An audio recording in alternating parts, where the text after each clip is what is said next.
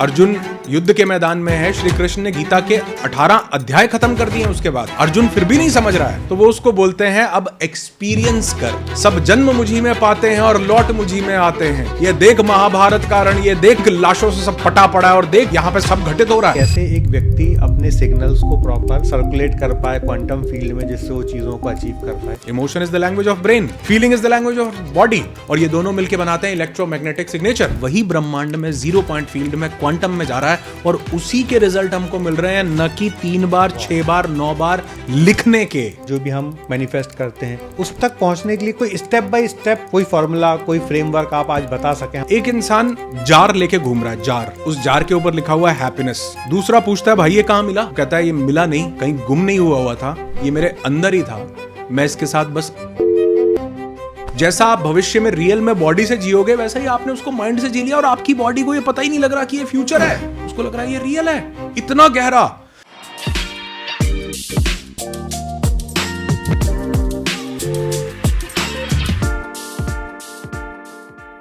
नमस्कार दोस्तों, एक और बहुत लाजवाब पॉडकास्ट में आपका स्वागत है। मेरा नाम चित्रेश सोनी है और आप देख रहे हैं चित्रेश सोनी पॉडकास्ट। पिछले 2 पॉडकास्ट में आपने अनुराग जी को बहुत प्रेम दिया और बहुत सारे लोगों ने सवाल किया कि अनुराग जी से लॉ ऑफ अट्रैक्शन के बारे में, मैनिफेस्टेशन के बारे में, विजुअलाइजेशन के बारे में, अफर्मेशन के बारे में आप लोग जानना चाहते हैं। तो आज का पूरा पॉडकास्ट उन सभी लोगों के लिए है जो जीवन में कुछ भी मांग रहे हैं और उनको मिल नहीं रहा है, वो कुछ भी मैनिफेस्ट कर रहे हैं उनको मिल नहीं रहा है, वो विजन बोर्ड बना रहे हैं उनको कुछ मिल नहीं रहा है। आज का पॉडकास्ट उन सब के लिए रामबाण पॉडकास्ट है। तो अनुराग जी, आपका बहुत बहुत स्वागत है तीसरी बार हमारे पॉडकास्ट पे। बहुत बहुत धन्यवाद चित्रेश जी, और शायद पहला ऐसा चैनल होगा कि 3 बार हम यहाँ पर पॉडकास्ट कर रहे हैं। So thank you for having me. Thank you sir. ये तो सब हमारे ऑडियंस का प्यार है कि जिन्होंने पूरे कमेंट बॉक्स भर दिए कि हमें लॉ ऑफ अट्रैक्शन के बारे में जानना है, हमें लॉ ऑफ अट्रैक्शन के बारे में जानना है। तो सर, आज का पूरा पॉडकास्ट हम इसके अराउंड ही रखना चाहेंगे। श्योर। और जो सबसे ज़्यादा पूछे जाने वाला सवाल था कमेंट में, लोग ये बोलते हैं कि हम मैनिफेस्टेशन भी कर रहे हैं, हम 369 टेक्निक का भी यूज़ कर रहे हैं, हम विजुअलाइजेशन भी कर रहे हैं, हम विजन बोर्ड भी बना रहे हैं। तमाम वो टेक्निक जो ऑनलाइन लोगों को देखने मिलती हैं, जानने मिलती हैं, उसका प्रयास तो कर रहे हैं, प्रयोग तो कर रहे हैं, पर फिर भी उनके जीवन में वो चीज़ों को अचीव नहीं कर पा रहे हैं जिसकी वो कामना रखते हैं। तो इसके पीछे क्या कारण होता है? इसके पीछे चित्रेश जी 2 मेजर कारण हैं। सबसे पहला तो ये कि हमारा अद्वैत भी, हमारा योग भी, हमारे पुराने सभी शास्त्र बोलते हैं, एक बहुत खूबसूरत स्टेटमेंट देते हैं, यद भावम तद भवति, कि जिस प्रकार का भाव होगा उसी तरह के फल हमारे जीवन में हमको मिलने वाले हैं।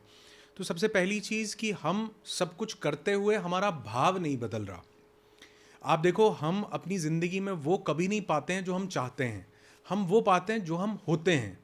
और अगर एक व्यक्ति इतना डेस्परेटली चाह रहा है कुछ करना, तो यानी हम क्या भाव रिलीज कर रहे हैं? भाव हुआ डेस्परेशन। डेस्परेशन का या लैक का भाव हुआ। डेस्परेशन का दूसरा भाव लैक का भाव हुआ कि मेरे पास अभी नहीं है इसलिए मैं चाह रहा हूं। तीसरा, जब मेरे पास लैक होता है तब मेरे माइंड में एक फियर आता है कि न मिला तो क्या होगा। तो यानी मेरी करंट रियलिटी क्या है? डेस्परेशन, लैक और फियर। ये तीनों से गवर्न हो रही है। तो अगर मैं अपनी जिंदगी में ये स्टेटमेंट अगर सही है कि मैं जो चाहता हूं वो नहीं पाता, मैं जो होता हूं वो मेरी जिंदगी में आता है, तो मैं अभी क्या हूं? मैं डर से डरा हुआ हूं, मैं डेस्परेट हूं बहुत ज्यादा, और मेरे पास कमी यानी अभाव मेरे पास बहुत ज्यादा है। तो अगर ये तीनों मेरी करंट रियलिटी है, मेरी करंट स्टेट है, तो मैं क्या मैनिफेस्ट करने वाला हूं? मैं और ज़्यादा डेस्परेट पे डेस्परेट होता जाऊंगा, नई नई टेक्निक्स ट्राई करूंगा, 369 के बाद 6912 करूंगा, फिर 91215 करूंगा, और जब मेरे पास वो चीज़ नहीं आएगी तो मैं और ज़्यादा डर से डरूंगा, और यही चीज़ें मेरे पास और कमी का भाव देती रहेंगी कि तुम जो चाह रहे थे वो तुम्हारे पास नहीं है, 50 टेक्निक लगाई फिर भी तुम्हारे पास नहीं मिला। तो यानी यद भावम तद भवति, मेरे पास अभी भाव तीनों गलत रखे हैं। दूसरी चीज जो इसमें सबसे बड़ी चीज है वो ये जानना कि मैं एज अ बीइंग क्या हूं। हम एक कॉन्सेप्ट के ऊपर काम करते हैं हमारे बहुत से इवेंट्स में, जिसको हम बोलते हैं डूइंग, हैविंग और बीइंग। एक है करना, एक है फिर करके कुछ पाना, और एक है वो पा करके कुछ हो जाना। और हम सब जिंदगी में इसी भागदौड़ में लगे हैं, doing, having, being, doing, having, being. लेकिन अद्वैत और क्वांटम के बहुत से सिद्धांत ये बोलते हैं कि हम कोर लेवल पर, सूक्ष्म लेवल पर हम सब लोग ऊर्जा हैं, एनर्जी हैं। और एनर्जी, जब हम एनर्जी टू एनर्जी ट्रैवल करते हैं, जब हम एनर्जी टू एनर्जी बात करते हैं, तो मैटर का उसमें कोई रोल ही नहीं रहता। मैटर तो हमारे और आपके देखने की एक चीज है।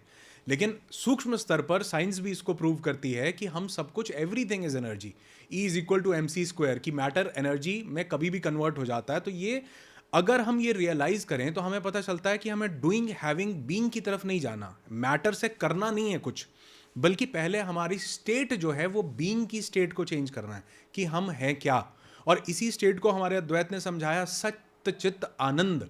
यानी अगर मेरी स्टेट आनंद की है तो मैं जो, मतलब उल्टा हो गया ना, डूइंग हैविंग बीइंग से, बीइंग हैविंग डूइंग।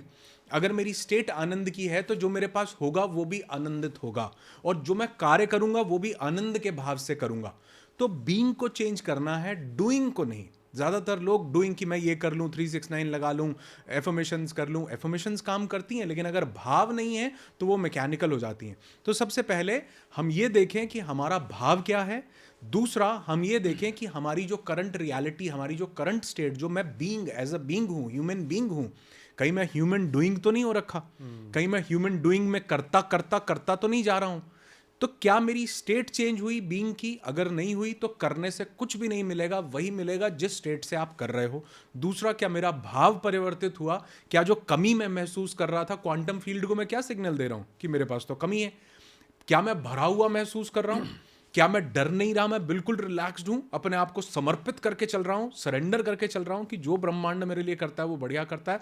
और तीसरा, कि क्या मैं, जो मेरे पास जो करंट रियलिटी है, करंट स्टेट है, क्या मैं उसके साथ रेजोनेट करता हूं, एक रूपता में आ चुका हूं? अगर ये आ चुका हूं तो मैनिफेस्टेशन करने की चीज नहीं है, ये होने की चीज है, अपने आप होने लगता है।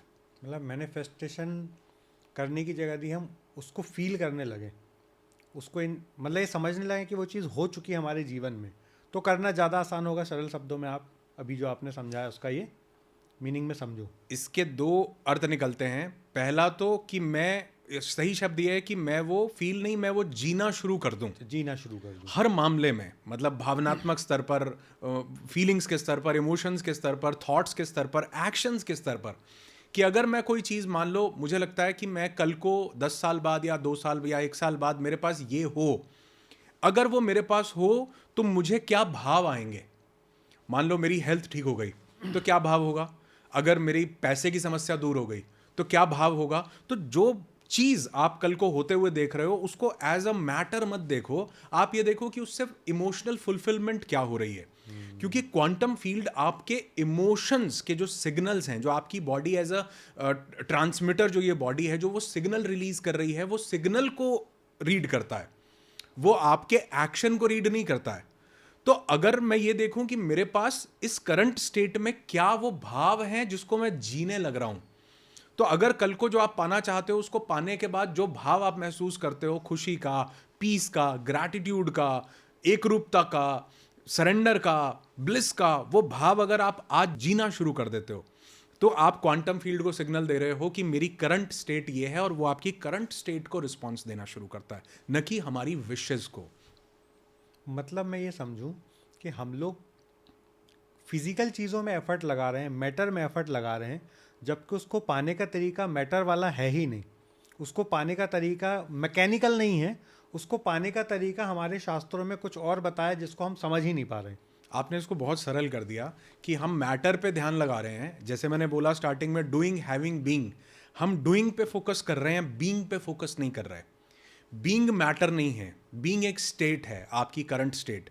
तो अगर हम वो स्टेट को बदलें, मतलब वो व्यक्ति नहीं जो कुछ करता है और जो करने के बाद कुछ पाता है और पाने के बाद होता है, सिर्फ होने की स्टेट। और होने की स्टेट कैसे डिफाइन होती है? आपके फीलिंग्स से, आपके इमोशन से, आपके थॉट्स से। तो अगर मैं वो स्टेट को, करंट स्टेट को बदल लेता हूं तो मेरी रियलिटी बदलने लगती है। और ये करंट स्टेट को बदलना, चित्रेश जी, लोगों के लिए सबसे मुश्किल, या यूं कहूं कि ज्यादातर लोगों के लिए जो डूइंग के प्रोसेस में फंसे हैं उनके लिए इम्पॉसिबल टास्क होता है ये बीइंग की स्टेट को बदलना। क्योंकि उनको यही लगता, क्योंकि जो हमारा माइंड है ना, हमारे माइंड को जब तक हम कुछ करते नहीं है इसको सेटिस्फैक्शन नहीं होती। मतलब वैसी डिजाइन की गई है हमारी डिजाइन की गई है, हमारी बॉडी वैसी ही है, सदियों से हमको प्रोग्राम भी ऐसा किया गया है कि तुम कुछ पालोगे, तुम्हारे मार्क्स अच्छे आ जाएंगे तो तुम बढ़िया होगे, तुम्हारी नौकरी लग जाएगी, तुम्हारी अच्छी शादी हो जाएगी, तुमको मतलब सब कुछ आउटकम बेस्ड डिजाइन किया गया है। तो इसलिए मेरी माइंड की प्रोग्रामिंग ऐसी है कि जब तक मैं कुछ करता नहीं हूं कुछ पाने के लिए, तब तक मुझे लगता ही नहीं मेरे माइंड को कि मैंने कुछ किया है। और बिना करे बिना पाए कुछ मिल सकता है, ये हमें आभास ही नहीं है, क्योंकि हर एक इंसान भी यही बात करता है कि जब तक तुम कुछ करोगे नहीं कुछ पाओगे नहीं। लेकिन अगर मैं पाने के भाव में अभी हो जाता हूं तो मेरे माइंड को यहां से एक ट्रिक मिलती है कि यार मैं कुछ कर नहीं रहा हूं, मैं कुछ कर नहीं रहा हूं, जहां पर ज्यादातर लोग गिव अप कर देते हैं। जबकि तरीका यह है कि इस क्वांटम फील्ड को समझना कि फील्ड आपके करने को नहीं आपके होने को रिस्पॉन्स देती है, फील्ड आपके पाने को नहीं आपके होने को रिस्पॉन्स देती है। तो करने और पाने से ज्यादा जरूरी है आपका होना।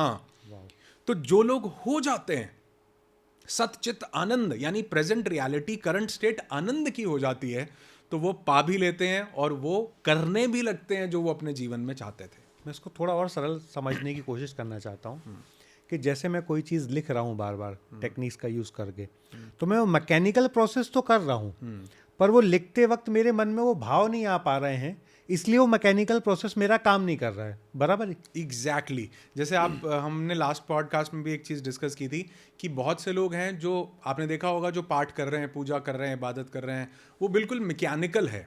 मतलब पाठ पूजा या इबादत करना गलत नहीं है, वो मैकेनिकल, देखो कौन आया दरवाजे पे, अरे यार शोर मत करो, अरे यार देखना फ़ोन किसका बज रहा है, अरे यार, मतलब हम सिर्फ एक एक्ट कर रहे हैं, ये नाटक करना है, अपने आप को धोखा देना है कि मैंने कुछ कर लिया। इससे ब्रेन को तो अच्छा लगता है कि देखो मैंने सुबह सुबह पाठ कर लिया, मैंने दुर्गा सप्तशती का पाठ कर लिया, मैंने शिव सहस्त्र नाम का पाठ कर लिया, कर तो लिया, डूइंग पर हम रह गए और उससे हमें लगता है कि कुछ हैविंग होगा, लेकिन हमारा बीइंग चेंज नहीं हुआ। और वो किसी शायर का शेर याद आता है, वो कहता है कि आज घर से मस्जिद है बहुत दूर, चलो किसी रोते हुए बच्चे को हंसाया जाए। यानी वो कोई पाठ पूजा इबादत की बात नहीं कर रहा है, वो कह रहा है कि अगर आपने अपनी स्टेट ऑफ बीइंग को चेंज कर लिया, यानी किसी बच्चे को भी आपने हंसा दिया, आप खुश हो तभी आप हंसा पाओगे, यानी अगर आपने किसी बच्चे को भी हंसा दिया तो ये भी ऊपर वाले की इबादत जैसा हो गया। तो इबादत करने में तो है ही, पाठ पूजा करने में तो है ही, अगर उसमें भाव है तो वो एग्जैक्टली आप सही पर्पस से वो चीज़ कर रहे हो, अदरवाइज वो सिर्फ मैकेनिकल है। वो माइंड को संतुष्टि देगा आज कि मैं बहुत कुछ कर रहा हूँ, मैं बहुत भाग दौड़ कर रहा हूँ, लेकिन उसका रिजल्ट जीरो, बिल्कुल जीरो है। वो स्टोरी है ना, मैं अक्सर सुनाता हूँ कि एक जंगल में एक शेर बंदर को उठाकर ले जाता था रोज, तो बंदरों ने मिलकर एक कम्युनिटी बनाई, टीम बनाई कि कल को हम अपना राजा चुनते हैं, हमारा राजा शेर को रोकेगा बंदर को उठा के ले जाने से। तो एक बंदर को राजा बना दिया। अब जिस बंदर को राजा बनाया उसको बिठा दिया, अगले दिन शेर आया, एक बंदर को उठा के ले गया। अब सब राजा के पास कि पकड़ो शेर को, तुमको राजा बनाया। बंदर एक पेड़ कूदा, 2 पेड़ कूदा, 10 पेड़ कूदा, 20 पेड़, 50 पेड़ कूद फांद के, सब पेड़ कूद फांद के वापस आ गया, थक हार के आके बैठ गया। शेर तो नहीं पकड़ा गया। अगले दिन फिर बंदर एक और उठा ले गया शेर, बंदर फिर आए उसके पास, वो फिर 10 पेड़ 20 पेड़। अब ये प्रक्रिया वो लगातार 10 दिन 15 दिन 20 दिन करता रहा। लोग बंदरों की जो सेना, जो प्रजातियां, सब लोग थे वो उसके पास आए, वो बोले कि भाई साहब ये शेर तो पकड़ा नहीं जा रहा। बंदर का जवाब था कि भाई साहब कोई मेहनत में कमी हो तो बताओ, मैं कूद तो पूरा रहा हूं। वो ऐसे ही कूदता और वापस आ जाता। तो ये मंकी माइंड जो है ना, जो रेप्टिलियन ब्रेन है, इस रेप्टिलियन ब्रेन को, इस मंकी माइंड को करना पसंद है। इसको लगता है कुछ कर लिया तो मतलब सिग्निफिकेंस हो गया कि यार मैं ऐसे ही, देखो आप लोग स्टेटमेंट्स भी, मैं पढ़ता बहुत हूं लेकिन मार्क्स नहीं आते, मैं करता बहुत हूं जीवन मुझे वापस नहीं देता, मैं बहुत मेहनत करता हूं मेरा प्रमोशन नहीं किसी और का हो जाता है। जिंदगी, जीवन, ब्रह्मांड, यूनिवर्सल फील्ड, क्वांटम फील्ड आपके करने को नहीं आपके होने को रिस्पॉन्स देती है। तो अगर ये बंदर की तरह उछलते रहे तो माइंड के ईगो की सेटिस्फैक्शन होती है कि तुमने बहुत किया, और फिर सेल्फ पिटी मिलती है, बेचारा तुम कर बहुत रहे थे मिला कुछ नहीं, और कुछ भी नहीं होता। लेकिन अगर हमने अपनी स्टेट चेंज कर ली, भाव बदल लिया, मैटर टू मैटर नहीं बल्कि एनर्जी टू एनर्जी पर्सपेक्टिव से देखा। निकोला टेस्ला बोलते हैं ना, if you want to figure out the find out the secrets of this universe, think in terms of energy, frequency and vibration. But what we are doing, we are doing doing doing doing doing doing. हम सिर्फ matter to matter, energy, frequency, vibration कहाँ है? आपके भाव में, आपके विचारों में, आपकी फीलिंग्स में। उसको नहीं बदल रहे, करने को बदल रहे हैं। करने से ब्रह्मांड, क्वांटम फील्ड, या जिसको हम 0 पॉइंट फील्ड बोलते हैं, वो कभी जवाब नहीं देता है। मतलब सर कर्म करते रहना है, पर कर्म करते करते भाव भी हमें वैसे डेवलप करने पड़ेंगे, तभी हम उन स्टेट्स पे पहुंच पाएंगे, तभी हम वो सारी चीज़ों तक पहुंचने के सिग्नल सही तरीके से दे पाएंगे। चित्रेश जी, आप अगर आप इसको थोड़ा सा ध्यान से देखो ना, कर्म क्रिया नहीं है। मतलब जैसे अभी आपने बोला कि कर्म करते रहना है, तो कर्म क्रिया नहीं है। क्रिया और भाव का कॉम्बिनेशन कर्म है। ओके। मतलब जो सब कुछ कर्म है। आम जनता कर्म जानती है, वो तो यही जानती है कि हमने कुछ कर्म लिए कर लिया, वो हमारा कर्म वो हो गया। क्रिया है, वो एक्शन है। ओके। वो कर्म नहीं है। मतलब कर्म कर्म कैसे बनता है कि हमारा भाव उसके साथ क्या है, उस क्रिया के साथ। जैसे मान लो एक डॉक्टर है, अब वो डॉक्टर किसी का ऑपरेशन कर रहा है। ऑपरेशन करते हुए उसका अंदर से इंटेंट क्या है? बहुत सीरियस केस उनके पास आया है, उनका इंटेंट है कि मैं कैसे भी करके इस व्यक्ति की जान बचाऊं, और वो अपना 100% उसमें झोंक देता है, अपना पूरा शिद्दत कर्म वो कर रहा है। लेकिन एट लास्ट क्या होता है? सपोज करो कि वो व्यक्ति नहीं बचता, डॉक्टर के हाथों से एक मृत्यु हो गई, या डॉक्टर के काम करते करते वो इंसान चला गया। तो क्या डॉक्टर ने कोई मर्डर किया है? नहीं। क्या उसको डेथ, मतलब डॉक्टर का कर्म कहां से सिद्ध हुआ कि जो वो एक्शन कर रहा था उसके पीछे का भाव क्या था? और वहीं एक व्यक्ति ऐसा है जो किसी के साथ कुछ बुरा नहीं कर रहा, मारना नहीं चाह रहा, लेकिन यहां पर उसके पास भाव है कि यार इसका जीवन बर्बाद हो जाए, ये खत्म हो जाए, ये जीवन इसका। तो आपने कुछ फिजिकल एक्शन नहीं किया, your mental action is creating that karma. और ऐसा कहा गया कि your mental action is equally important as your physical action. तो फिजिकल एक्शन और मेंटल एक्शन का कॉम्बिनेशन, आप फिजिकली क्या कर रहे हो उससे भी ज्यादा आप मेंटली क्या कर रहे हो, भाव क्या है आपके पास। तो वो जो डॉक्टर का भाव है, एक इंसान ने दूसरे इंसान के पेट में चाकू मारा, वो मरा नहीं, लेकिन भाव मारने का था, तो न मरने के बावजूद भी वो मारने जैसा कर्म ही काउंट हुआ है। और वो डॉक्टर के हाथ से कोई पेशेंट चला गया, डॉक्टर ने नहीं मारा, लेकिन भाव जो था वो बचाने का था, तो वहां पे बचाने का कर्म काउंट हुआ है। तो हम डूइंग को अगर देखें, इसी को रिलेट करें, डूइंग हैविंग बीइंग, तो यहां तो डॉक्टर डूइंग, अगर डूइंग डूइंग खाली देखो, करता करता क्या है कि वो कुछ कर रहा था जिसके कारण पेशेंट या जो भी व्यक्ति आया था वो चला गया। तो यानी डूइंग से अगर रिजल्ट मिलता तो डॉक्टर तो पता नहीं, डूइंग से नहीं मिल रहा है। Being, state of being, being किससे बनते हैं हम? भाव से। और भाव ही भगवान है। बीइंग अगर डॉक्टर ने बदल लिया तो आप देखो डॉक्टर का कर्मा, एक ब्यूटीफुल कर्म काउंट हुआ, न बचने के बावजूद भी डॉक्टर ने अपना 100% दिया।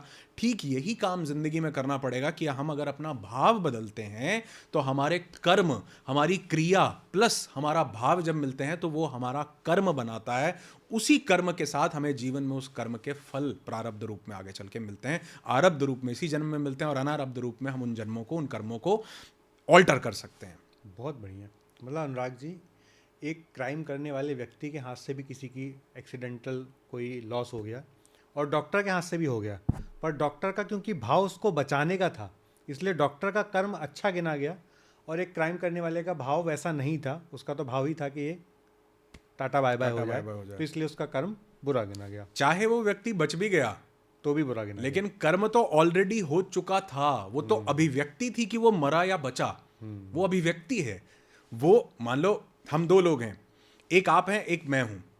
मैं आपके साथ कुछ भी कार्य करता हूं, आपके साथ आप बचोगे मरोगे वो आपके साथ है, लेकिन मेरे साथ से जो निकल गया, जो बाण मेरे पास से निकल गया, जो इंटेंट मेरे पास से निकल गया, उससे आप बचो या मरो, लेकिन ये जो इंटेंट यहां से निकला है उसने तो अपना काम कर दिया। तो बचने या मरने का रोल नहीं है, रोल इस चीज का है कि क्रिया के साथ भाव क्या जुड़ा।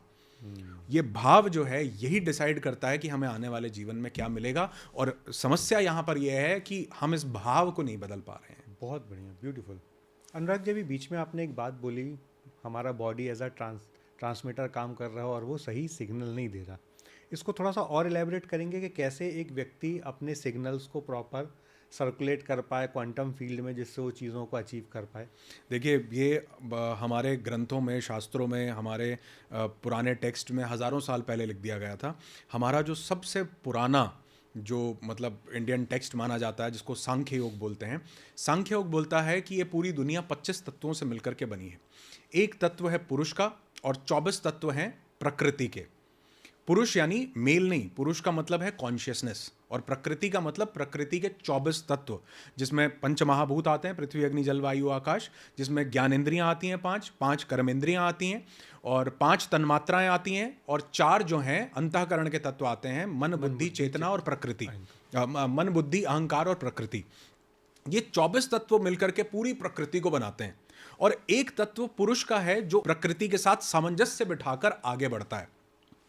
अब आप एक चीज देखो कि जब हम अपनी जिंदगी में आगे बढ़ते हैं, सांख्य योग ये बोलता है कि पुरुष और प्रकृति का जब मिलन होता है, पुरुष जो प्रकृति है, कॉन्शियसनेस का, जो कॉन्शियसनेस का, और सारे तत्वों के साथ, सारे तत्व पूरे ब्रह्मांड के साथ जो भी मैटर है, या जो भी हमारे थॉट्स भी हैं, हमारे विचार भी हैं, इन सबका जब चेतना के साथ मिलन होता है, चेतना को देखने वाला बताया गया है, जो देख रही है, जो कर कुछ नहीं सकती, जो बिल्कुल देख रही है, हमारी कॉन्शियसनेस जो महसूस कर रही है। मतलब सीसीटीवी लगा है जो केवल वॉच कर रहा है, पर वो कुछ कर नहीं सकता। जैसे मान लो मैं आपको देख रहा हूं तो मुझे लगता है मेरी आंखें देख रही हैं, आंखें नहीं देख रही।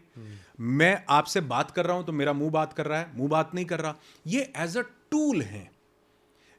इन सबको, टूल को एक्सपीरियंस कौन कर रहा है? चेतना। पंच तत्वों को एक्सपीरियंस कौन कर रहा है? चेतना। मेरी इंद्रियों के माध्यम से व्यक्त क्या हो रहा है? जो मेरी चेतना के साथ जुड़ करके कनेक्शन एस्टैब्लिश हो रहा है।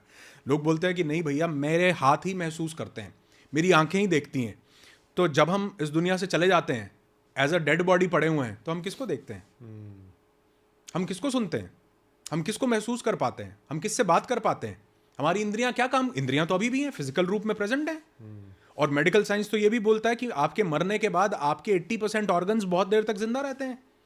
आपका ब्रेन 30 मिनट्स तक जिंदा रहता है, उसका ट्रांसप्लांट किया जा सकता है 30 मिनट्स तक भी, वो फ्रेश अलाइव रहता है। इसीलिए आज ऑर्गन ट्रांसप्लांट पॉसिबल। तो मरने के बाद भी ऑर्गन्स तक आपके बिल्कुल सही सलामत हैं। क्या चीज चली गई? जो चेतना का प्रवाह हो रहा था वो चला गया। यानी जो पुरुष था, कॉन्शियसनेस थी, उसने प्रकृति के साथ जो सामंजस्य बिठाया हुआ था, वो सामंजस्य जो था उसका लिंक कहीं ना कहीं टूट गया।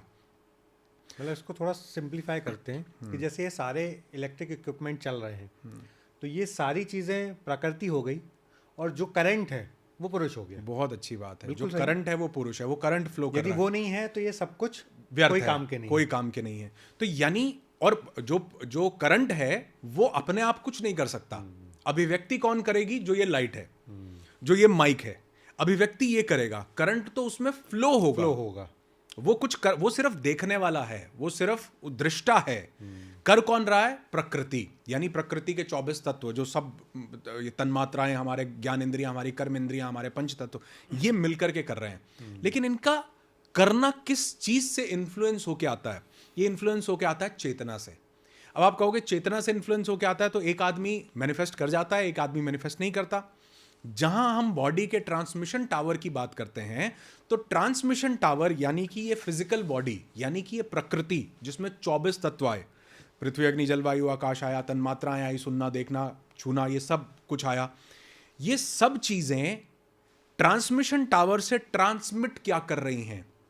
मतलब वेव्स क्या भेज रही हैं, वेव्स क्या भेज रही सिग्नल हैं, क्या भेज रही हैं, भावनाएं क्या भेज रही हैं, फीलिंग्स क्या जा रही हैं, ये सब हो गया। ये सब हो गया। ये 2 स्तर पर होता है चित्रेश जी। पहला तो भावनात्मक स्तर पर, जिसको हमने अंतःकरण बोला, मन बुद्धि और अहंकार के स्तर पर, जैसे जिसकी बात हमने पहले दोनों टॉपिक्स में, पहले दोनों क्वेश्चंस में की, कि हमारा भाव क्या है, मेरी फीलिंग्स क्या है, मेरा इमोशन क्या है। दूसरा ये डेरिवेट होता है चेतना से, कि चेतना का स्तर क्या है। कई लोग, आपने देखा होगा, बहुत पुराने लोग जो हैं, या कई लोग ऐसे बोल देते हैं, यार ये बड़ी ओल्ड सोल है, ये बड़ा पहुंचा हुआ व्यक्ति है। जैसे हमारे प्रोग्राम में आस्था आती है तो आप हर बार बोलते हो कि यार ये गुड़िया अभी 10-12 साल की है, हाँ, पर ये बड़ी ओल्ड सोल है, इसका बहुत अच्छे से ध्यान चला जाता है, ध्यान में बैठ जाती है। हाँ, तो कहने का मतलब है कि उसकी चेतना का स्तर क्या है। तो पहला तो ट्रांसमिशन टावर जो है एज अ बॉडी, लोगों को लगता है हमारा माइंड से हम ट्रांसमिट करेंगे, नहीं, हमारी बॉडी, ये ट्रांसमिशन टूल दिया गया चित्रेश जी। इसके बिना कुछ भी संभव ही नहीं था, क्योंकि जब ये शरीर नहीं रहता तब चेतना अपने आप कुछ भी मैनिफेस्ट नहीं कर पाती। चेतना के बस में नहीं है। चेतना को मैनिफेस्ट करने के लिए एक जरिया चाहिए। जरिया चाहिए। जैसे करंट को लाइट में तब्दील होने के लिए ये लाइट जरिया चाहिए, हाँ। उसी करंट को आवाज में तब्दील होने के लिए ये माइक चाहिए, ये जरिया चाहिए। अगर ये माइक ना हो तो करंट कितना भी कहाँ होगा फ्लो करंट? इसको ये पूरा टूल चाहिए। तो शरीर एज अ टूल है। तो ब्रॉडकास्ट कौन कर रहा है? माइक कर रहा है। लाइट कौन दिखा रहा है? ये लाइट दिखा रही है। ठीक वैसे ही हमारी जिंदगी में भी क्वांटम फील्ड में सिग्नल्स कौन ब्रॉडकास्ट कर रहा है? ये शरीर कर रहा है, जिसको एज अ बॉडी हम मानते हैं। लेकिन योग कहता है, तैत्तिरीय उपनिषद कहता है कि ये 5 लेयर्स से बना हुआ है। अन्नमय कोश, प्राणमय कोश, मनोमय कोश, विज्ञानमय कोश और आनंदमय कोश। तो ये 5 लेयर्स अपने आप में क्या ट्रांसमिट कर रही हैं? अन्नमय कोश यानी फिजिकल बॉडी का एक्शन क्या हो रहा है। प्राणमय कोश यानी आपकी सांसें किस स्तर पर कनेक्टेड हैं। मनोमय कोश, आपके पास भाव क्या चल रहे हैं। विज्ञानमय कोश यानी आपका इंटेलेक्ट, आपकी बुद्धि क्या कहती है। और चौथा आनंदमय कोश कि आप अपने चेतना के साथ किस स्तर पर कनेक्टेड हैं, कितने आनंद भाव के साथ जुड़े हुए हैं।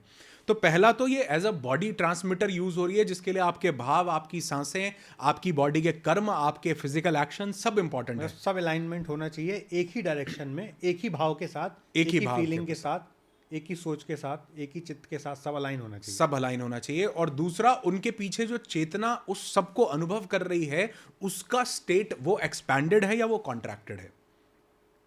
चेतना चैतन्य के साथ मिल रही है या चेतना सिकुड़ी हुई है। तो जितने ज्यादा भाव हमारे कमजोर होते जाते हैं, चेतना हमारी सिकुड़ती जाती है। जितना हम उन भाव से ऊपर उठते जाते हैं, हमारी चेतना एक्सपैंड करती जाती है, क्योंकि इसका परम उद्देश्य अपने आप को एक्सपैंड करके उस चैतन्य के साथ मिलना ही है।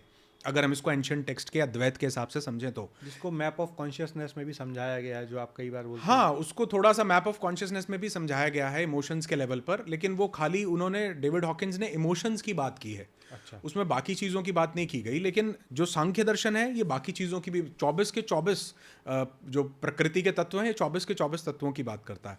तो यानी मेरे सबसे पहले तो मेरी माइंड, बॉडी, सोल तीनों अलाइंड हैं कि नहीं, मेरे भाव क्या आ रहे हैं। दूसरा, मेरी चेतना एक्सपैंड कर रही है या नहीं। चेतना एक्सपैंड कब करती है? जब ये जो माया का जाल है, जो इमोशंस का फैलाया हुआ जाल है, जब ये धीरे धीरे इससे ऊपर उठने लगती है, जब ये धीरे धीरे इस जाल से बाहर निकलने लगती है और देखने लगती है कि ये सब इमोशंस हैं, मैं नहीं हूं।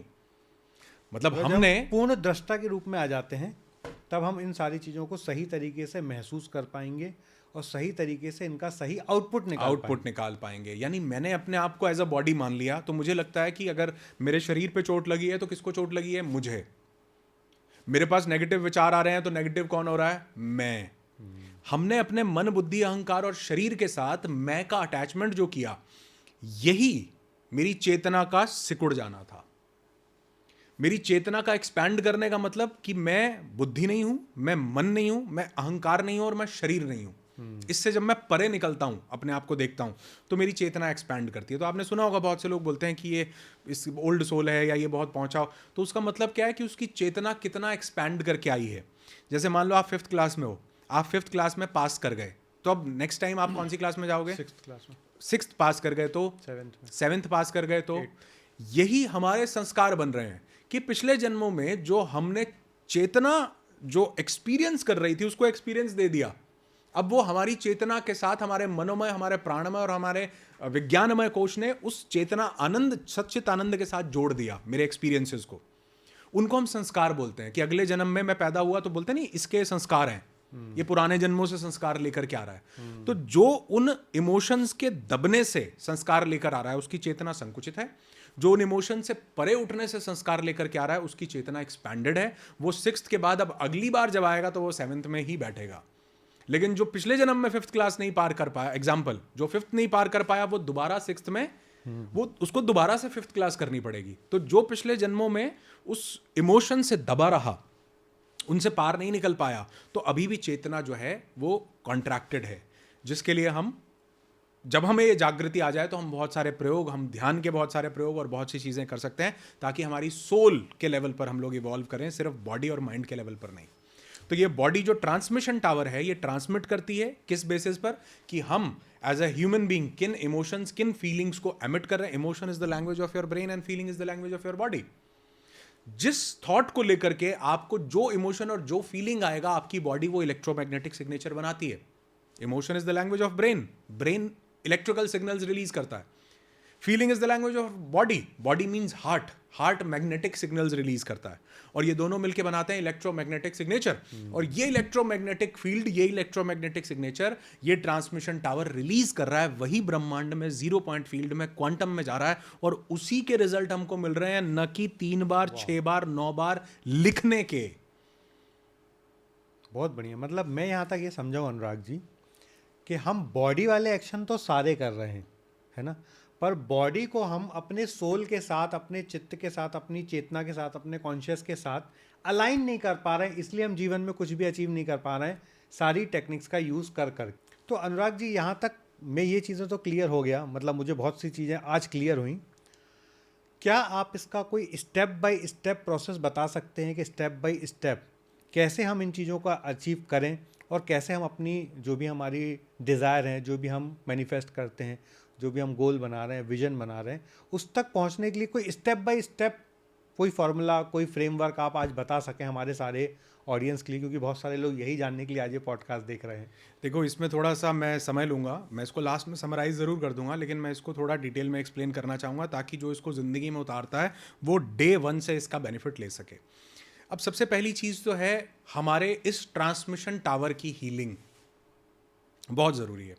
कई लोगों को लगता है मैं तो बीमार नहीं हूँ, मेरे को तो कोई रोग नहीं है, मेरे को तो कोई बीमारी नहीं है, तो मेरे को हीलिंग की क्या ज़रूरत है. हाँ, मैं ये पूछना भी चाह रहा था.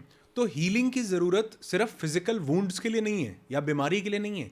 हीलिंग की ज़रूरत उन इमोशंस के स्तर पर है जो इमोशंस इस ट्रांसमिशन टावर के वाईफाई में एम्बेड हो चुके हैं और ये body as a transmission tower उन्हीं इमोशंस के प्रतिध्वनि को रिलीज कर रही है. यानी हो सकता है मेरे पास बचपन का कोई पेन रखा हो, जैसे अभी हम इंटेंशनल क्वांटम अलाइनमेंट जो हमारा इवेंट है उसमें हम टाइम फ्रेमवर्क पूरा पढ़ते भी हैं, सीखते भी हैं कि टाइम है ही नहीं. मतलब टाइम एक डायमेंशन है. टाइम वो टाइम नहीं है जिसको हम समय समझते हैं कि समय बीत रहा है. टाइम वो नहीं है, टाइम एक डायमेंशन है, हम इसको समझते हैं. तो जो मेरा पास्ट था, जो मेरा फ्यूचर है और जो मेरा प्रेजेंट है, ये तीनों एक ही टाइमलाइन पर, एक ही समय पर, एक ही जगह एग्जिस्ट करते हैं. मेरा पास्ट भी यही है, मेरा प्रेजेंट भी यही है और मेरा फ्यूचर भी यही है. सिर्फ मेरी चेतना एक टाइमलाइन पर चलते चलते अपने पास्ट, प्रेजेंट और फ्यूचर को एक्सपीरियंस करती है. जैसे एक सीडी होती है ना मूवी की, उस सीडी में पूरी फिल्म वहां पर है, लेकिन हम जैसे जैसे उसको प्ले करते रहते हैं, हम जैसे जैसे उसको देखते रहते हैं, वो मूवी आगे बढ़ती रहती है. ठीक हमारा जीवन भी सारा का सारा यही है. हमारी चेतना जैसे जैसे प्रवाह करती रहती है, वैसे वैसे हम अपने जीवन को एक्सपीरियंस करते रहते हैं. आगे बढ़ने से पहले एक चीज़ बता दूं, यहाँ बहुत से लोगों को ये लगेगा तो इसका मतलब हमारा जीवन फिक्स्ड है. मतलब अगर हमारा जीवन पहले से ही लिखा हुआ है तो हमारा फ्यूचर भी लिखा हुआ है, करने से क्या होगा. तो ऐसा नहीं है, इसको बड़े गहरे में समझना पड़ता है, इसलिए इस पर थोड़ा सा समय देना पड़ता है. पूरा समय लीजिए. तो हमारा जो पूरा जो हमारा जीवन है वो एक टाइमलाइन पर फिक्स्ड है. इसको हम 3D और 4D के कॉन्सेप्ट से समझते हैं. इसको मैं थोड़ा बाद में लेता हूँ, लेकिन अभी मैं जो प्रश्न है आपका, उस प्रश्न के ऊपर आता हूँ फ्रेमवर्क बताने के लिए कि सबसे पहले तो हमें क्या करना है. हमें इस ट्रांसमिशन टावर को ये क्या ब्रॉडकास्ट कर रहा है, इसके सिग्नल्स को हील करना है. जैसे एक ग्लास है और ग्लास में बहुत सारा कीचड़ भरा हुआ है. अब अगर उस ग्लास में अमृत की 2 बूंदें डाल दो तो कीचड़ अमृत नहीं हो जाएगा. अगर एक ग्लास में जहर भरा हुआ है, उसमें 4 बूंदें दूध की डाल दो तो जहर दूध नहीं हो जाएगा. यानी कि लोग, सबसे बड़ी दिक्कत यही हो रही है कि हम जो है, जो इस ट्रांसमिशन टावर में इमोशंस भरे हुए हैं, हम उनको खाली करने से पहले नई चीजों को डाल रहे हैं. इसीलिए मैं अक्सर बोलता हूं कि लर्निंग से पहले अनलर्निंग इंपॉर्टेंट है. मैनिफेस्टेशन से पहले हीलिंग इंपॉर्टेंट है. कि मेरे पास जो पास्ट के कुछ भी पेनफुल मेमोरीज रखे हो सकते हैं, ट्रॉमाज रखे हो सकते हैं, मेरे पास अनवर्दीनेस की फीलिंग रखी हो सकती है. चित्रे जी, हमारे इवेंट में हज़ारों लोग आते हैं, वो कहते हैं सर मुझे लगता ही नहीं कि मैं लाइफ में कभी कुछ कर पाऊंगा. सेल्फ सेबोटैजिंग, इम्पोस्टर सिंड्रोम इसको बोला जाता है, कि मैंने अपनी वर्थ को ही कभी नहीं पहचाना. सेल्फ लव नहीं है मेरे पास. मेरे पास कोई किसी ने धोखा दिया था, वो फीलिंग आज भी नहीं रखी है. अनफॉरगिवनेस है, मैं लोगों को माफ़ नहीं कर पाया हूँ. मेरे पास ग्रैटिट्यूड नहीं है. तो ये सब क्या है? ये सब मेरे भावनात्मक स्तर पर स्टोर्ड प्रोग्रामिंग्स हैं. मेरा टावर क्या रिलीज कर रहा है? इन्हीं स्टोर्ड प्रोग्रामिंग से जो सिग्नल्स मेरे बनते हैं, मैं इन्हीं इमोशन से, इसी दृष्टिकोण से जीवन में आगे बढ़ रहा हूं. तो सबसे पहला स्टेप क्या है? हीलिंग. हीलिंग किसकी? इस ट्रांसमिशन टावर की. एज अ बॉडी क्योंकि लोगों को लगेगा यार जब तुम भावनाओं की बात कर रहे हो, इमोशंस की बात कर रहे हो और बॉडी को, ये तो भावनाओं और ये इमोशंस जो हैं ये तो मेंटल फिनोमिना है, ये बॉडी का फिनोमिना तो नहीं है। जितने इमोशंस हैं ये सब बॉडी में स्टोर होते हैं सर। इसकी एक बुक है बहुत बढ़िया जिसको बोला गया बॉडी कीप्स द स्कोर। उसमें ऑथर और अद्वैत भी ये चीज बिल्कुल प्रूव करता है कि हम जिस भी तरह के भाव और इमोशंस लेते हैं वो केमिकल रूप में हमारी बॉडी में अलग अलग ऑर्गन्स में स्टोर हो जाते हैं, और हमारे ऑर्गन्स, हमारा पूरा बॉडी, हमारे पूरे चक्र उन्हीं स्टोर्ड इमोशंस से ट्रांसमिशन कर रहे हैं। तो यानी सबसे पहला क्या करना होगा, मुझे जो स्टोर्ड इमोशंस हैं उनको रिलीज करना होगा।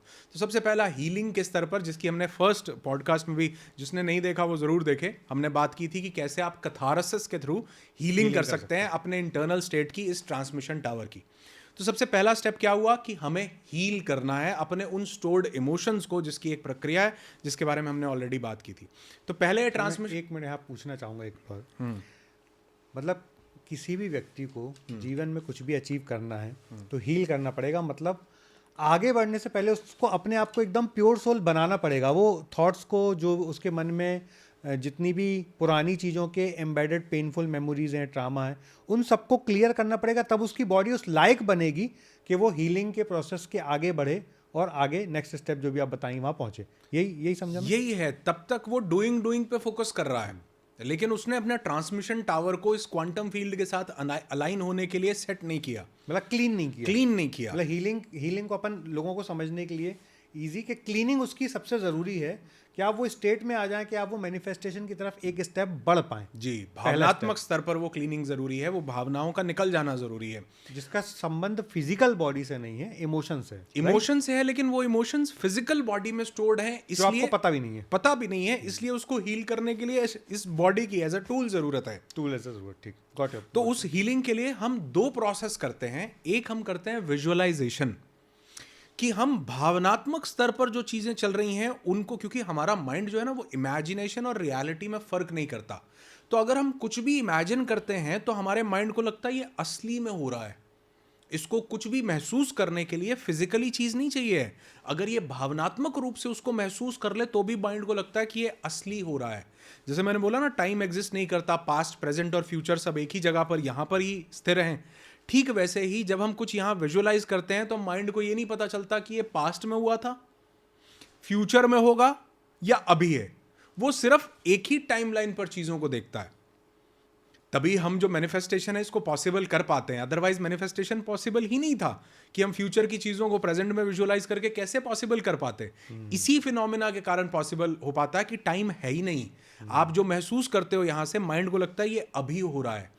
तो अगर मेरे साथ पास्ट में कुछ गलत हुआ, उस समय में जाकर वो बच्चा जो छोटा सा हो सकता है उसके साथ, आपका जो बचपन था हो सकता है उसके साथ कुछ गलत हुआ हो, वो इस टाइमलाइन पर अभी भी परेशान बैठा हुआ है। उसको पता ही नहीं है कि मेरा भविष्य सिक्योर, मेरा भविष्य बहुत बढ़िया, मेरा फ्यूचर बहुत बढ़िया है। तो वो इनर चाइल्ड हीलिंग, वो पास्ट के ट्रॉमास, उनको विजुअलाइजेशन के थ्रू आपके माइंड को ये यकीन दिलाना कि ऑल इज वेल चाचू, विजुअलाइजेशन के थ्रू, भावनात्मक स्तर पर।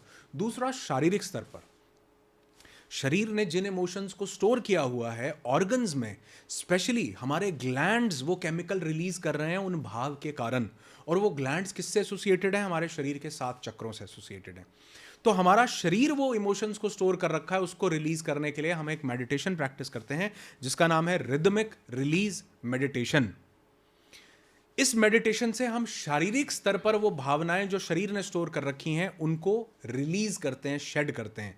तो जिसका सबसे पहला चरण हो गया बॉडी की और माइंड की हीलिंग, जिसको आपने क्लिंजिंग बोला, कि वो इमोशंस जो स्टोर्ड हैं भावनात्मक स्तर पर भी और शारीरिक स्तर पर भी, उनको हम हील करते हैं। तो एज अ ट्रांसमिशन टावर हम अब ब्रॉडकास्ट कर पाएंगे जो सिग्नल हम अपनी जिंदगी में चाहते हैं। तो नहीं तो क्या हो रहा है मैनिफेस्टेशन में, लोग कर रहे हैं I am healthy, I am healthy, I am wealthy, I am wealthy, I am wealthy, affirmation कर रहे हैं, लेकिन एफर्मेशन के पीछे भाव शरीर का क्या हो रहा है कि नहीं यार तू वेल्दी नहीं है, तेरे पास पैसे नहीं है।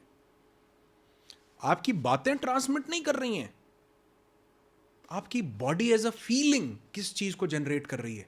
तो as a healthy, as a wealthy affirmation करने के बाद भी क्यों हील नहीं हो रहा, क्यों मैनिफेस्ट नहीं हो रहा? क्योंकि body as a transmission tower बिल्कुल ऑपोजिट भावनाएं रिलीज कर रही है। बॉडी कह रही है नहीं यार मेरे से हो नहीं रहा, मेरे पास लैक है, मेरे पास दर्द है, मेरे पास पेन है। तो इस ट्रांसमिशन टावर की हीलिंग सबसे पहले जरूरी है। मतलब ये पहला स्टेप हो गया जिसको हम प्रिपरेशन भी बोल सकते हैं। हाँ, प्रिपरेशन भी, फाउंडेशन बोल सकते फाउंडेशन हो। बोल सकते हैं, प्रिपरेशन बोल सकते हैं कि माइंड, बॉडी और सोल तीनों प्रिपेयर होने चाहिए कि आप इस प्रोसेस को आगे बढ़ा सकें। बढ़ा सको। ठीक। तो सबसे पहले हमने अपने माइंड को स्तर पर हील कर लिया। दूसरे स्तर पर हम क्या करते हैं? दूसरे स्तर पर हम अपने भावनात्मक सिग्नल को चेंज करते हैं कि मेरी फीलिंग्स क्या ट्रांसमिट करेंगी अब। और वो सबसे बढ़िया चीज जो होती है वो ये होती है कि मैं अपनी जिंदगी में पाना चाहता हूं, उस पाने वाली चीज को मैं जीने लग जाऊं।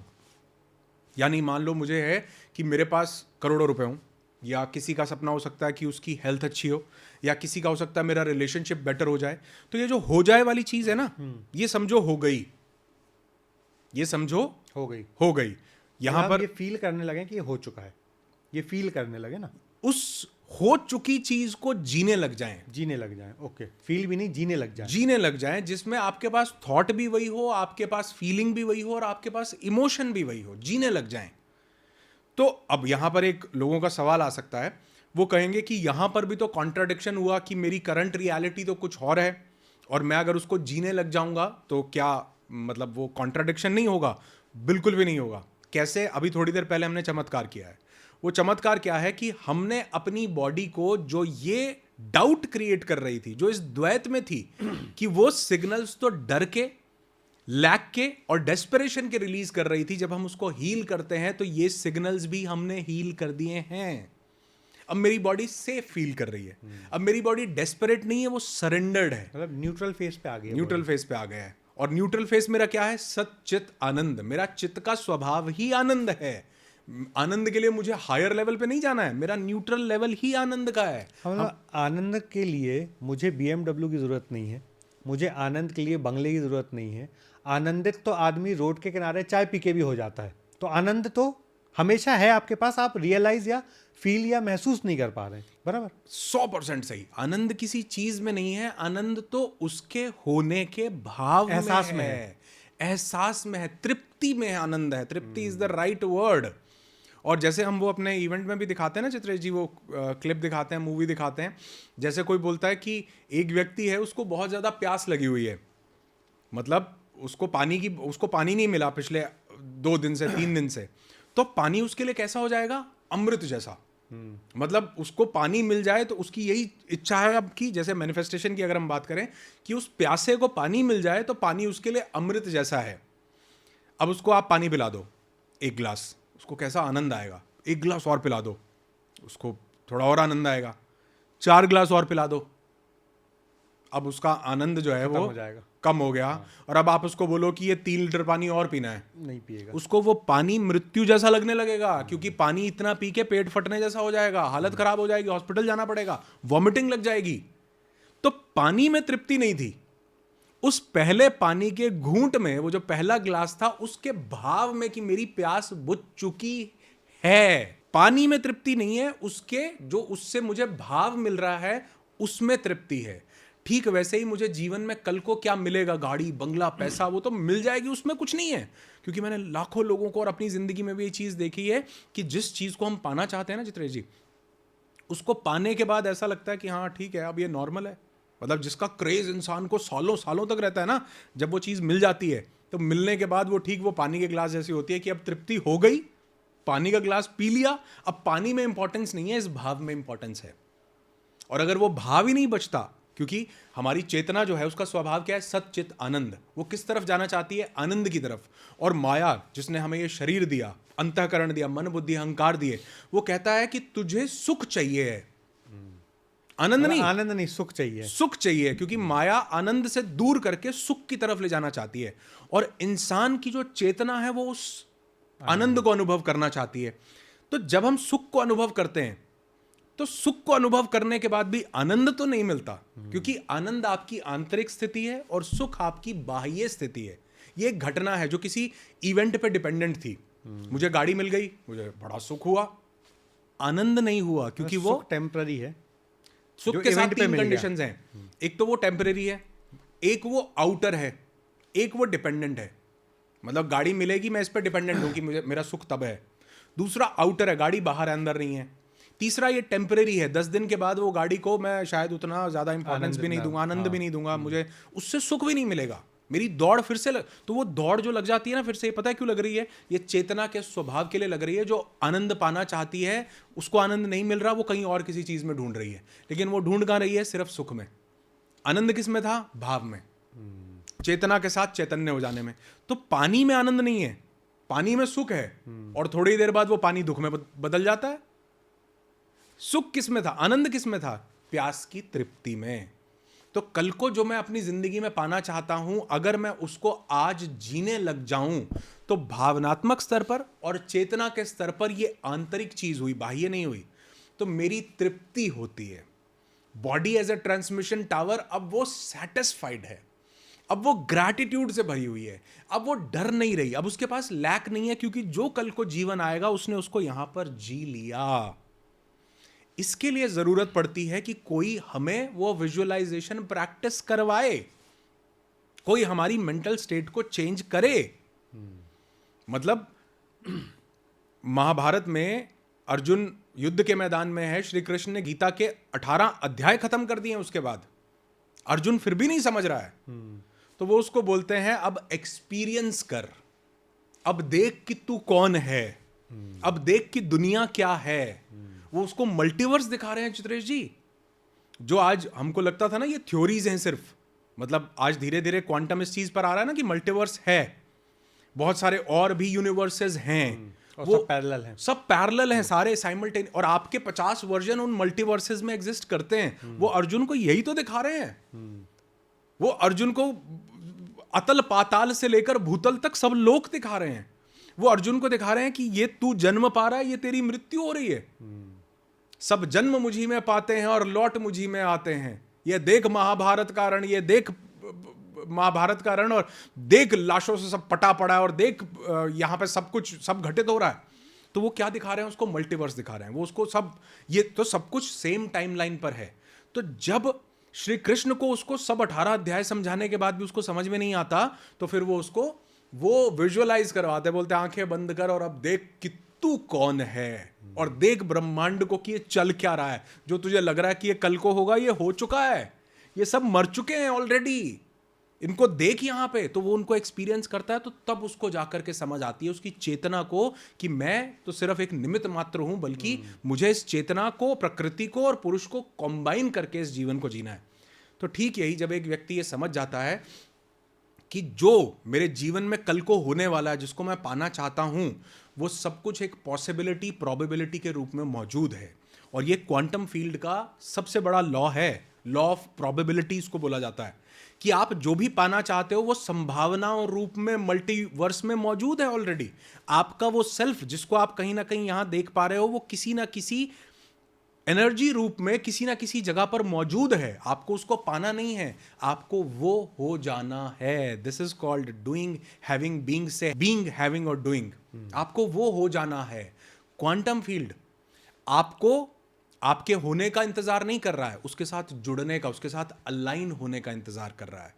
तो हमारे, आपने ये इस बार हमारा जो इवेंट था उसमें ये एक्सपीरियंस भी किया, कितने लोगों ने ये किया कि उन्होंने एक पर्टिकुलर, हमने एक्टिविटी करवाई थी जिसको हम लोग काल विलय बोलते हैं, जो कि रिक्त सूक्त के 6वें भाग में काल विलय का एक पूरा कॉन्सेप्ट आता है, उसको हम लोग प्रैक्टिस करते हैं हमारे लाइव इवेंट में। तो आपने देखा कितने लोगों ने अगले दिन बताया कि जो मैंने विजुअलाइजेशन में सोचा मेरा हो भी गया। हाँ, एक मैडम ने, मुझे याद है, एक मैडम ने बोला था कि मैं किसी यूनिवर्सिटी में डॉक्टरेट करना चाह रही थी, रिसर्च करना चाह रही थी लंदन में, और वहाँ से नेक्स्ट डे कॉल आ गया, जिसकी वो तैयारी ही कर रही थी, जिसके लिए वो प्रिपेयर नहीं थी कि ये कल ही हो जाएगा, ये 3 महीने में होगा, और उनको नेक्स्ट डे ही कॉल आ गया, जिस दिन लाइव इवेंट में उन्होंने बताया। हाँ, तो ये मैंने हजारों लाखों लोगों के साथ ये होता हुआ देखा है कि वो जो काल है, जो समय है, जब वो विलय हो जाता है इस प्रेजेंट स्टेट में, आप उसको जीने लगते हो जो फ्यूचर में है, तो आपकी करंट रियलिटी कंप्लीटली चेंज हो जाती है। अगर इस फ्रेमवर्क को हम देखें, सबसे पहले इस ट्रांसमिशन टावर को हील करना, दूसरा भावनात्मक स्तर पर विजुअलाइजेशन के माध्यम से आप नए फ्यूचर इवेंट्स के लिए जो ब्यूटीफुल इमोशंस हैं उनको रिलीज करना, और तीसरा वो जो फ्यूचर इवेंट है उसको प्रेजेंट में कोलैप्स करना, उसको जीने लग जाना, आपको उस मैनिफेस्टेशन तक पहुंचा देता है, जो मैंने यथार्थ होते हुए सैकड़ों, हजारों नहीं लाखों लोगों का देखा है।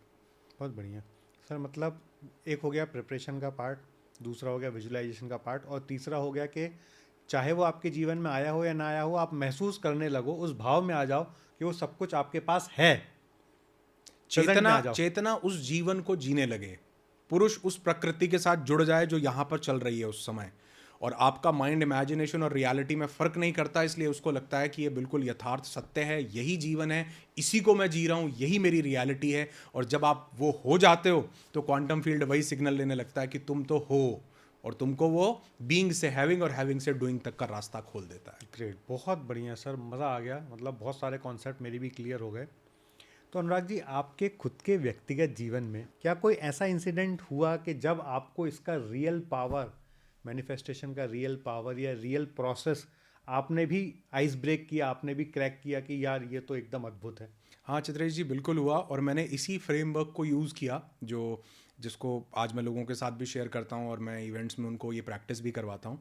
मेरा यूट्यूब चैनल जो है वो डिलीट हो गया था, और यूट्यूब चैनल जब डिलीट हुआ तो वो उस पर कुछ ऐसा कारण बना था कि वो, मतलब आप तो जानते हैं इस चीज़ को, कि वो वापस ही नहीं आ सकता था, क्योंकि वो जो गलती हुई थी, जो मिस्टेक हुई थी हमारी किसी मैनेजर से, उसके जिस सिस्टम पे वो लॉगिन होता था मेरा चैनल, उस आईपी आईडी पे बहुत सारे, उस आईपी पे बहुत से और चैनल्स लॉगिन होते थे, और वहाँ से कुछ गड़बड़ हो रही थी, मतलब कुछ गलत साइट वो जो हैं विजिट कर रहे थे।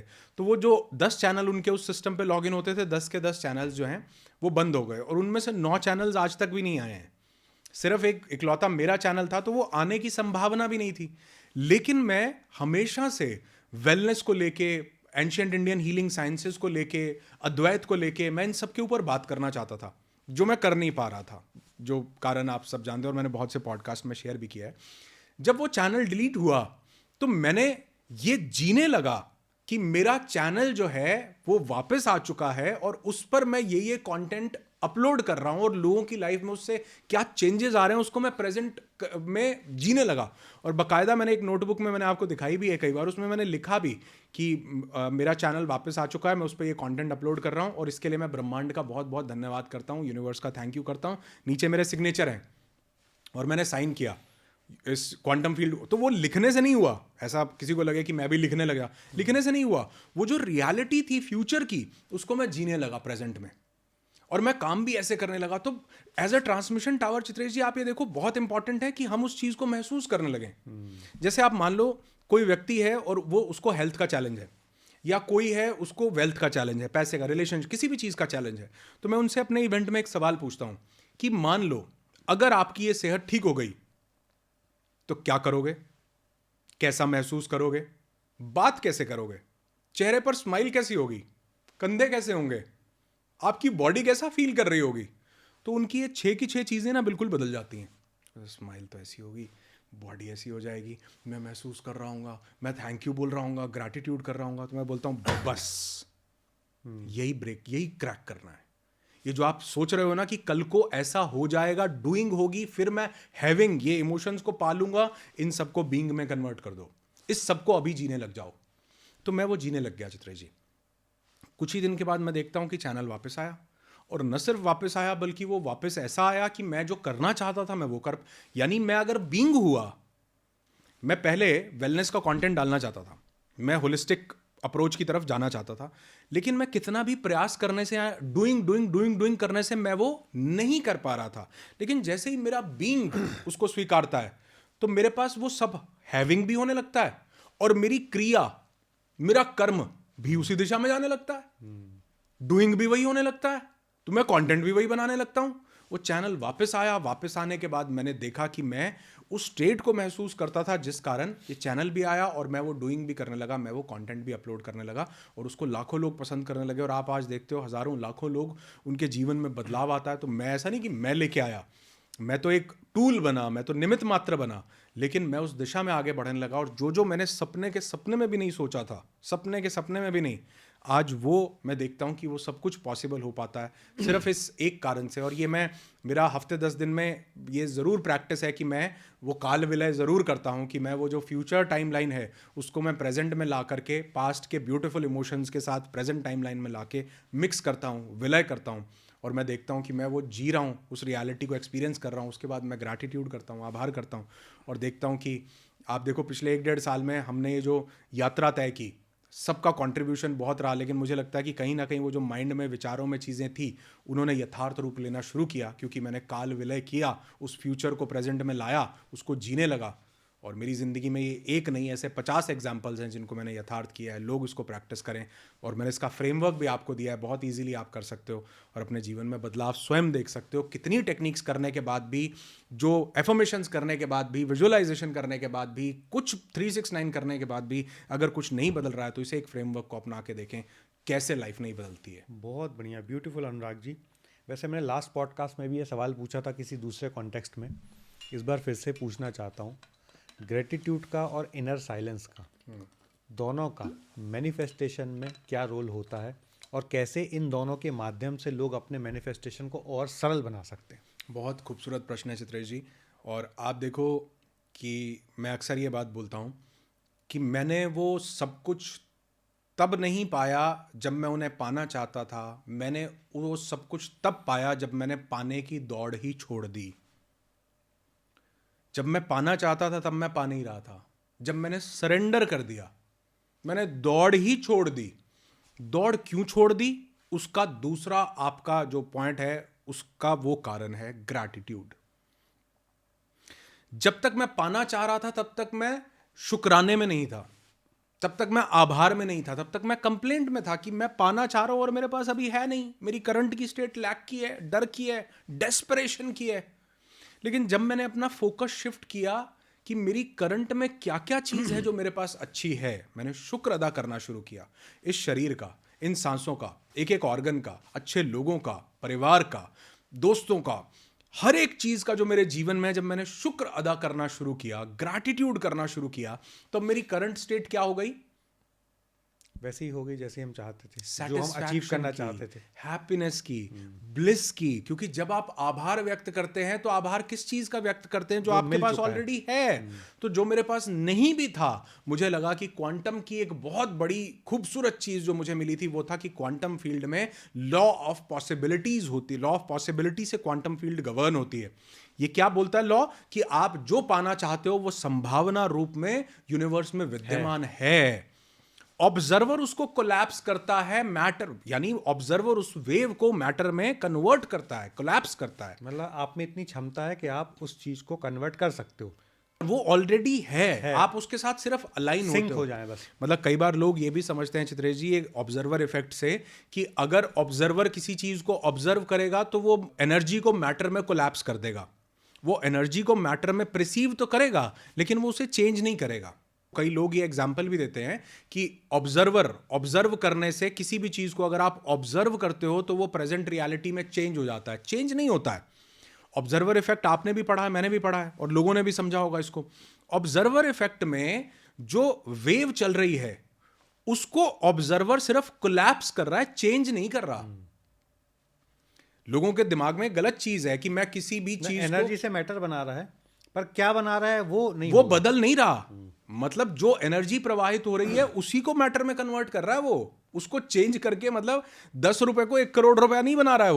वो 10 को ही एनर्जी फॉर्म की प्रतिध्वनि ही दिखा रहा है। 10 की एनर्जी को 10 का मैटर बना, 10 का मैटर परसीव करवा रहा है इस बॉडी को। वो जो ऑब्जर्वर है, जो चेतना है, वो उसको बदल, 10 को 1 करोड़ रुपया नहीं बना रही है। वो 10 को 1 करोड़ रुपया बनाने की क्षमता है ही नहीं। You can not change anything. आपका 1 करोड़ का वर्जन ऑलरेडी एग्जिस्ट करता है, आप अब चेतना वहां देने लगते हो।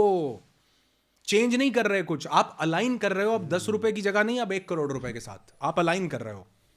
तो काल विलय जो है ये कार्यक्रम करता है जो मैं अभी आपके साथ बता रहा हूं। तो इसके लिए मैंने जो है उस फ्यूचर इवेंट को प्रेजेंट में कोलैप्स किया, और उसके लिए, क्योंकि वो कोलैप्स हो चुका है, क्योंकि मैंने उसको यहां इतना विविडली इमेजिन किया है, इतना ग्रेटिट्यूड कर दिया कि नहीं, सबसे पहले इमेजिन किया है कि मेरा बॉडी ये समझ रहा है कि ये हो चुका है। आपने देखा होगा नो दैट सेल्फ में भी बहुत से लोग जब वो एक्टिविटी करते हैं तो वो झूम मस्त, मतलब वो कहते हैं सर हमने मतलब सब पा लिया। एक इंसान एक जार लेके घूम रहा है, जार, उस जार के ऊपर लिखा हुआ है हैप्पीनेस। दूसरा पूछता है भाई ये कहां मिला? मैं तो इसको हमेशा से ढूंढने की कोशिश कर रहा हूं, ये कहां मिला? वो कहता है ये मिला नहीं, कहीं गुम नहीं हुआ था, ये मेरे अंदर ही था, मैं इसके साथ बस अलाइन हो गया, ये कहीं मिला नहीं है। लोगों ने सुख को जाना ही नहीं है, लोगों ने सिर्फ कामयाबी को जाना है। जिस दिन वो सुख को जानेंगे उनको पता लगेगा कि इससे बड़ी कामयाबी कोई है ही नहीं।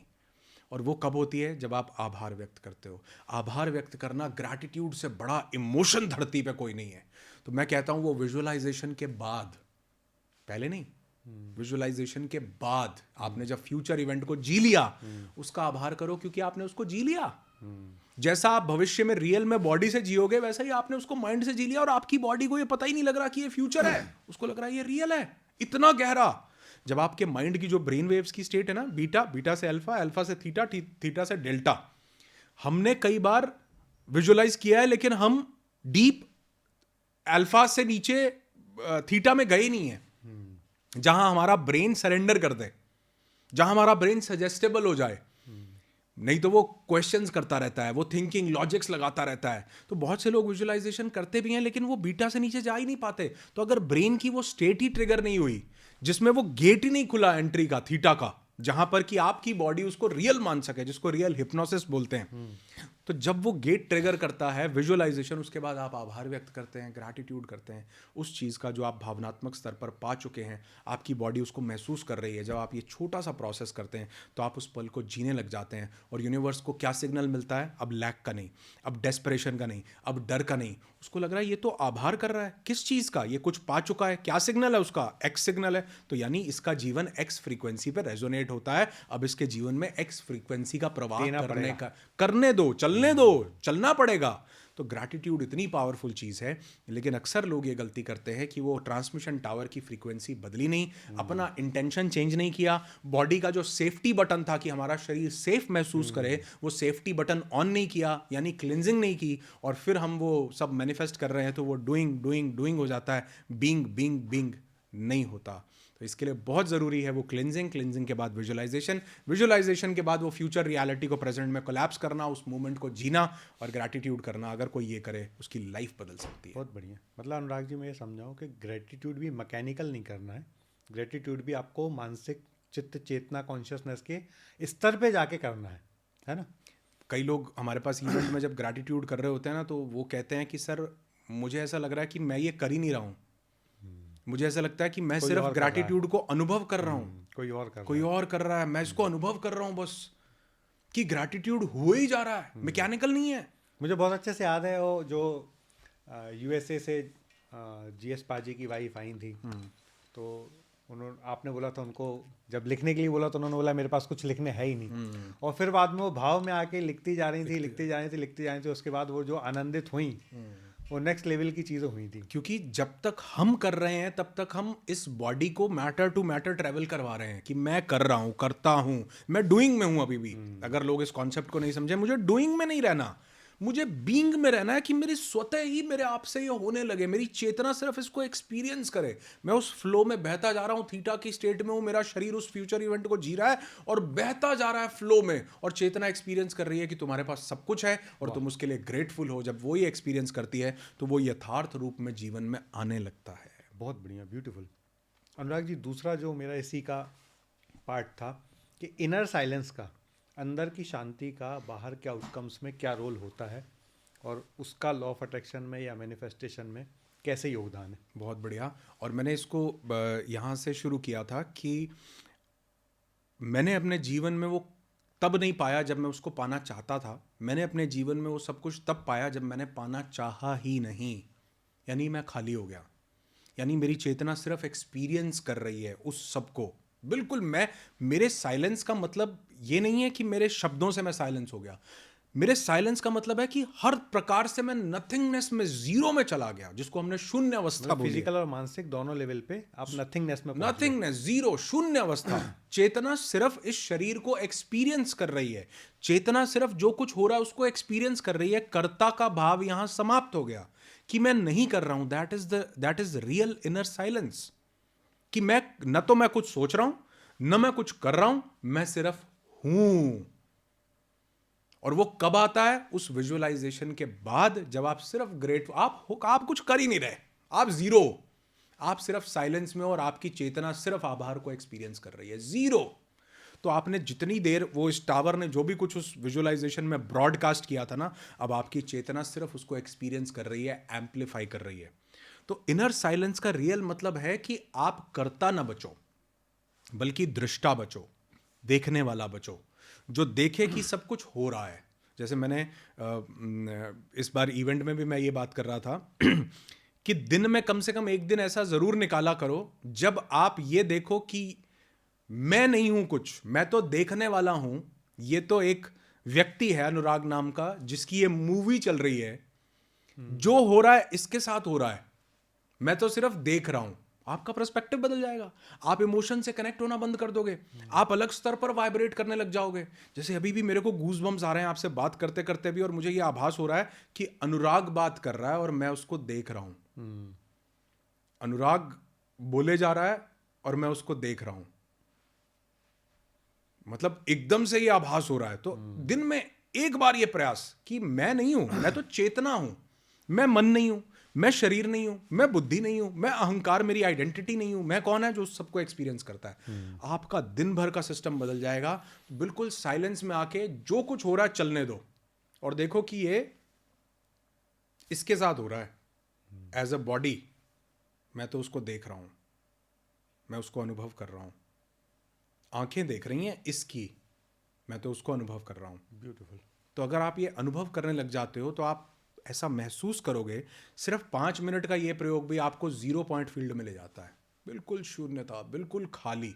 आप सिर्फ देखने वाले बचोगे, क्योंकि देखने वाला कर्ता नहीं है, कर्ता शरीर है।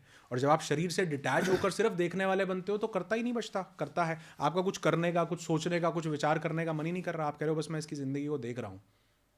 आज ये कहां बैठा है, आज ये पॉडकास्ट कर रहा है, आज ये सुन रहा है, और मैं देख रहा हूं इसको सुनते हुए। आप एकदम से शून्य अवस्था में पहुंच जाते हो। तो मुझे लगता है जो इस प्रकार से साइलेंस, इनर साइलेंस का मतलब सिर्फ मौन हो जाना नहीं है मुंह से या विचारों से। इनर साइलेंस का मतलब है कि आप इस शरीर से डिटैच होकर उस चेतना स्वरूप के साथ कनेक्ट हो जाओ। तो आप देखते हो सब कुछ घटित हो रहा है, मैं निमित्त मात्र हूँ, मैं देखे जा रहा हूँ। वहाँ पर एक ऐसा फील्ड बनता है, एक ऐसा 0 पॉइंट फील्ड बनता है कि वो चेतना, वो पुरुष, वो प्रकृति के साथ कॉम्बिनेशन में वो चीज़ें अनुभव करने लगता है जो उसको रियल आनंद के साथ कनेक्ट करवाएंगी। और अब उसको बाहर की चीज़ों में नहीं, उस भावनात्मक स्तर पर वो आनंद को महसूस कर पाता, चेतना के स्तर पर आनंद को महसूस कर पाता, और चीज़ें अपने आप उसकी तरफ ड्रॉ होने लगती हैं। जैसे मैं कहता हूँ कि आप यहाँ पर एक चीनी का दाना रख दो, तो आपको चींटियों को इन्विटेशन नहीं देना पड़ेगा, आपको उनको मैनिफेस्ट नहीं करना पड़ेगा कि चींटियाँ आएँ, वो अपने आप आएंगी। ठीक उसी प्रकार आप वो चीनी का दाना यहाँ हो जाओ, चेतना स्वरूप में, बिल्कुल शून्य। आप देखोगे कि आप कुछ चाह ही नहीं रहे हो, फिर भी सब कुछ आपके पास आ रहा है, क्योंकि आप चाह नहीं रहे हो, आप हो गए हो। आप वो परम हायर कॉन्शियसनेस, हायर फ्रीक्वेंसी के साथ कनेक्टेड हो गए हो। अब जो भी ये ट्रांसमिशन टावर ब्रॉडकास्ट करेगा, रिलीज करेगा, यूनिवर्स उसी को रेजोनेट करने वाला है। और सबसे बड़ी फ्रीक्वेंसी है उस शून्यता की फ्रीक्वेंसी, उस 0 पॉइंट फील्ड की फ्रीक्वेंसी, जो इतनी हाई है कि आपके जीवन में जो जो कुछ अच्छा हो सकता है वो आपकी तरफ खुद आने लगेगा। उस चीनी के दाने की तरह, उन चींटियों की तरह आपको उनको बुलाना नहीं पड़ेगा, उनके लिए कोई कार्य नहीं करना पड़ेगा, सिर्फ वो हो जाना पड़ेगा चीनी का दाना। बहुत बढ़िया। मतलब यहाँ आके मैं ये समझाऊँ अनुराग जी कि जब आप अपने आप को उस स्तर पे प्रिपेयर करके उस पर काम करना शुरू कर दोगे, तो आप इतने पावरफुल मैग्नेट बन जाओगे कि जिन चीज़ों का आपने सोचा है, जिन चीज़ों को आपने अट्रैक्ट करने का प्लान किया है, वो स्वतः ही चल के आपके जीवन में आ जाएंगी। पर उसके लिए आपको अपने आप को उस स्तर पे ले आके मैग्नेट बनाना पड़ेगा। बिल्कुल सही बात है। आपको करना नहीं पड़ेगा, आपको होना पड़ेगा। होना क्या है, वो स्तर हो जाना है। You never attract what you want in your life, you only attract who you are. आप क्या हो, आपका सिग्नल क्या है, आपकी फ्रीक्वेंसी क्या है, आपका चेतना का स्तर क्या है।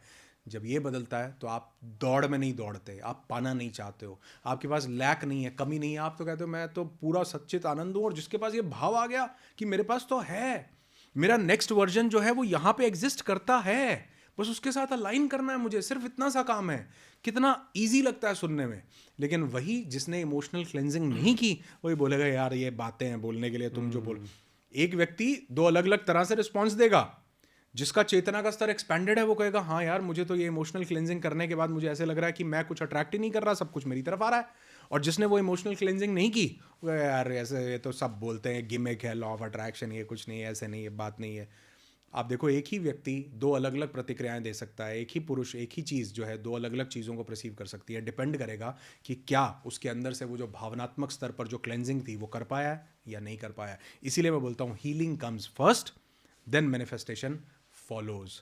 उसके लिए बहुत ज़रूरी है कि आप अपने इंटेंशन को, आपके बॉडी के सेफ्टी स्विच को ऑन करें, उस इंटेंशन को बदलें और आप देखो ज़िंदगी कैसे बदलने लगती है। मतलब जिनके अंदर की हीलिंग नहीं होती है वो अपने लाइफ के सर्कल ऑफ सर्कमस्टेंसेस से कभी बाहर ही नहीं निकल पाता, वही चीज़ बार बार उसके लाइफ में रिपीट होती रहती हैं और वो रिपीट होने का कारण ही पुराने इमोशनल वुंड्स होते हैं और वो वुंड्स जब तक ठीक नहीं होंगे तब तक वो लाइफ में कुछ भी अट्रैक्ट नहीं कर पाएगा। और वो जीवन को भी चित्रेश जी उसी दृष्टिकोण से देखता रहता है ना। तो यहाँ तक सर जितने लोगों ने भी अभी ये पॉडकास्ट जो यहाँ तक देख रहा है वो सारी बड़ी सीरियस ऑडियंस है जो सच में इन सारी चीज़ों को अपने जीवन में उतारना चाहती है। वैसे तो आपने स्टेप बाय स्टेप पूरा प्रोसेस बता दिया, पर फिर भी कोई यदि आपके साथ मिलके इन चीज़ों को सीखना चाहे और जानना चाहे तो आपने जो, मैंने भी वो प्रोग्राम अटेंड किया है, तो उस प्रोग्राम के बारे में थोड़ा सा बताएंगे। मैं लिंक भी डिस्क्रिप्शन में लोगों को दे दूंगा, जिसमें जो लोग यहाँ तक आए हैं वो सच में सीरियस हैं इस सब्जेक्ट को लेके, तो उनकी लाइफ में हम कोई बड़ा कंट्रीब्यूशन कर सकें। देखिए चित्रेश जी, क्या होता है, जैसे मैंने बोला कि हम जब तक अपने ट्रांसमिशन टावर को एक सही इंटेंशन नहीं देते, the right word is intention, कि मेरा संकल्प, मेरी नीयत, मेरी भावना ही डिसाइड करेगी मेरा क्या फ्यूचर होगा। और वो इंटेंशन कब काम करती है? जब हमारे बॉडी का सेफ्टी स्विच ऑन हो, कि मेरी बॉडी सेफ महसूस कर रही हो। जब मैं लैक में हूं तो मेरी बॉडी सेफ नहीं है, जब मैं डेस्परेशन में हूं तो मेरी बॉडी फाइट एंड फ्लाइट में है, जब मैं फियर में हूं तो भी मेरी बॉडी सर्वाइवल मोड में है। इन तीनों मोड्स में मेरी body as a transmission tower negative signal release कर रही है, यानी मैं चाह कुछ और रहा हूं, स्टेट कुछ और है, और मेरे को वो नहीं मिल रहा जो मैं चाह रहा हूं, मुझे वो मिल रहा है जो मेरी स्टेट है।